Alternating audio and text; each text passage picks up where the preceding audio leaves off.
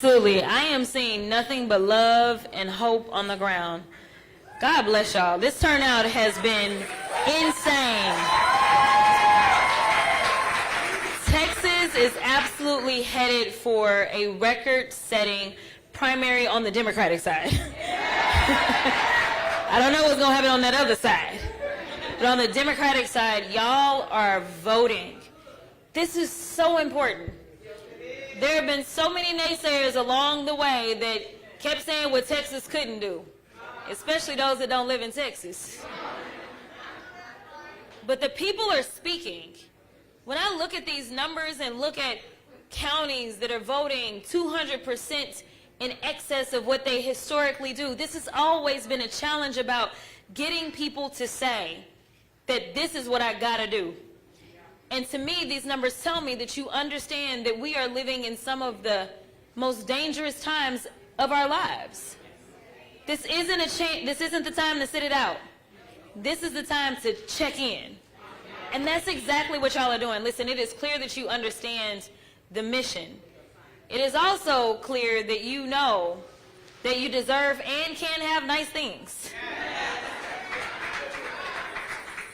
We have probably one of the longest ballots that we've ever had. Now it takes a while. I get it.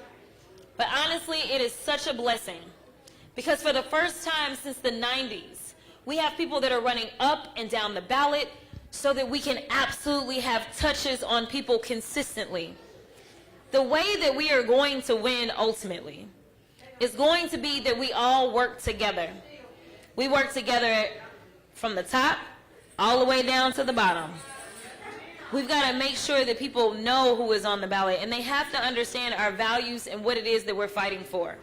So you asked me why I'm running. Honestly, I can tell you I didn't really want to do it. Y'all, it is tough.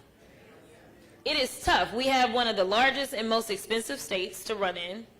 We don't quite have the infrastructure that I would hope for. Excuse me. Thank you. But in this moment, we have to ask ourselves, what are we willing to do? We have to step out on courage, and we have to do the bold things.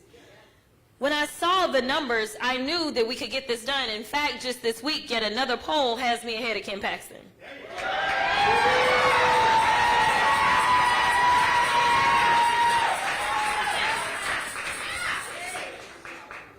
And while I know that we typically say everything's bigger in Texas, let me tell you, this race is bigger than Texas.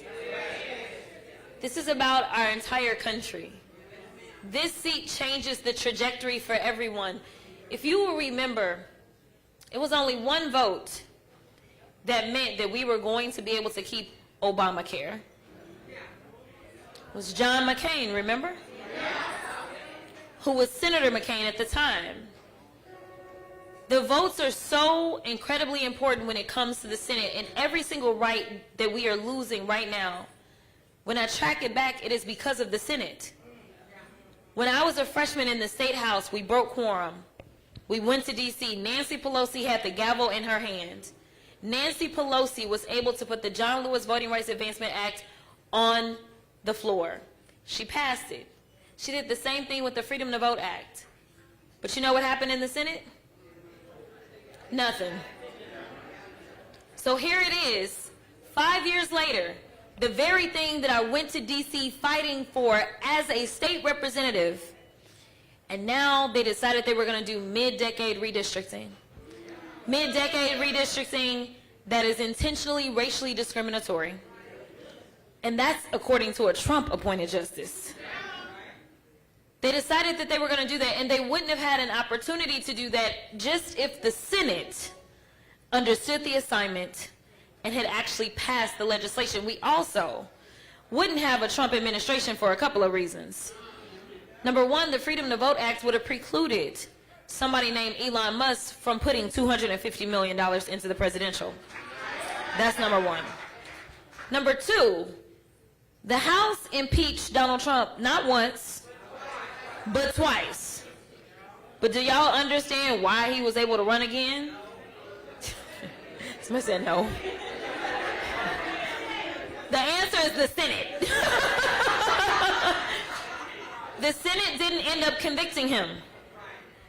Do y'all know why we have this Supreme Court that obviously doesn't want to follow the law right now? The Senate. So here's the deal. I could have went back to D.C., most likely, as a United States House member. But at the same time, I would have continued to file bills, and we didn't file bills on top of bills on top of bills. But I want to actually effectuate change. And so getting something passed in the House, and the things I'm fighting for are our foundational, fundamental things. Getting it passed through the House and then having it go nowhere in the Senate because we don't have the numbers, it's just not an option right now when we're looking at the most corrupt administration that we have seen in our lives. So, long story short, I am scared for our future. And as I've told people over and over, nobody is coming to save us. We are going to have to save ourselves. So I'm trying to do my part.